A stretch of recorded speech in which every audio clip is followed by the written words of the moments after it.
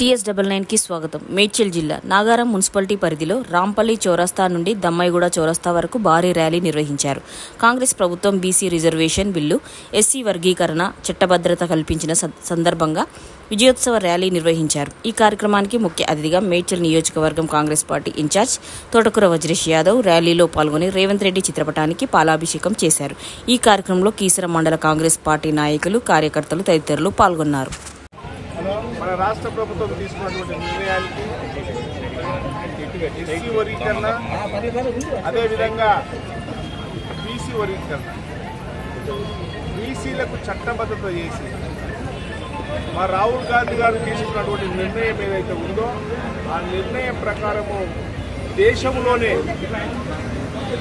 గౌరవించదగ్గ విషయం.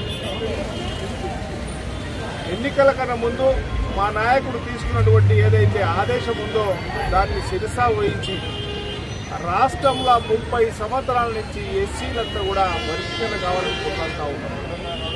దానికి అనుగుణంగా ఈనాడు రాష్ట్ర ప్రభుత్వం తీసుకున్నటువంటి గౌరవ ముఖ్యమంత్రి రేవంత్ రెడ్డి గారు తీసుకున్నటువంటి నిర్ణయం, వాళ్ళ మంత్రివర్గంలో ఉన్నటువంటి మంత్రులందరూ తీసుకున్నటువంటి నిర్ణయం ప్రజలందరికీ చాటి చెప్పాలని చెప్పి అక్కడ రాంపల్లి చౌరస్తా నుంచి దమ్మాయిగూడ చౌరస్తా వరకు 2 మున్సిపాలిటీలు కలిపి 5 కిలోమీటర్ల పాదయాత్ర చేసి ఇంటింటికి చెప్పాల్సిందిగా మా నాయకులందరూ కూడా కోరుతా ఉన్నారు. ఇది దేశంలో చరిత్ర. 76 సంవత్సరాలు అన్ని ప్రభుత్వాలు చేయలేని పని మా రేవంత్ రెడ్డి గారి నాయకత్వంలో కాంగ్రెస్ ప్రభుత్వం చేసింది. దానికి సంతోషంగా అన్ని సంబంధ జాతులందరూ కూడా మా నాయకుడు చేసినటువంటి ఏదైతే గుణగణాలు ఉన్నాయో రాష్ట్రంలో, దేశంలో గౌరవించే విధంగా, దేశంలో ఎవరు కూడా బీసీ వర్గీకరణ చేయలేదు.